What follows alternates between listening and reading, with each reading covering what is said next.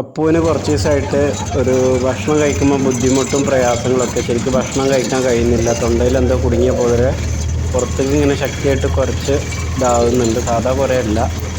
അപ്പോൾ എന്താ അറിയില്ല. അപ്പോൾ ഞാൻ ഡോക്ടറെ വിളിച്ചു, പല ഡോക്ടർമാരെ വിളിച്ചു. അങ്ങനെ നെടിയിരിപ്പ് വെറ്റിനറി ഡോക്ടറെ വിളിച്ചപ്പോൾ അവർ ഒന്ന് കൊണ്ടുവരാൻ പറഞ്ഞിട്ടുണ്ട്. അവനെയും കൊണ്ടൊന്ന് ആശുപത്രി വരെ പോവുകയാണ്.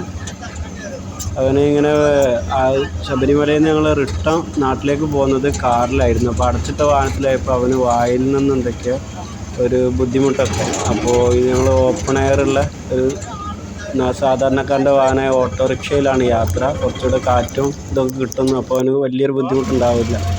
പക്ഷെ അവനന്ന് റെഡിയായി വരുന്നേ ഉള്ളൂ. അവന് ഡോക്ടറെ കാണിക്കാൻ കൊണ്ടുപോകുന്ന വഴിയാണ്. കൂടുതൽ പേര് അവൻ്റെ വീഡിയോസ് കാര്യങ്ങളൊക്കെ ചോദിക്കുന്നുണ്ട്. സമയക്കുറവ് കൊണ്ടാണ് ഇടാൻ പറ്റാത്തത്. ഞാൻ അക്കാദമിയിൽ ക്ലാസ് കാര്യങ്ങളൊക്കെ ആയിട്ട് കുറച്ചൊന്ന് തിരക്കായിരുന്നു. ഞാൻ വീട്ടിലില്ലാത്തപ്പോൾ അമ്മയാണ് വിളിച്ചത്.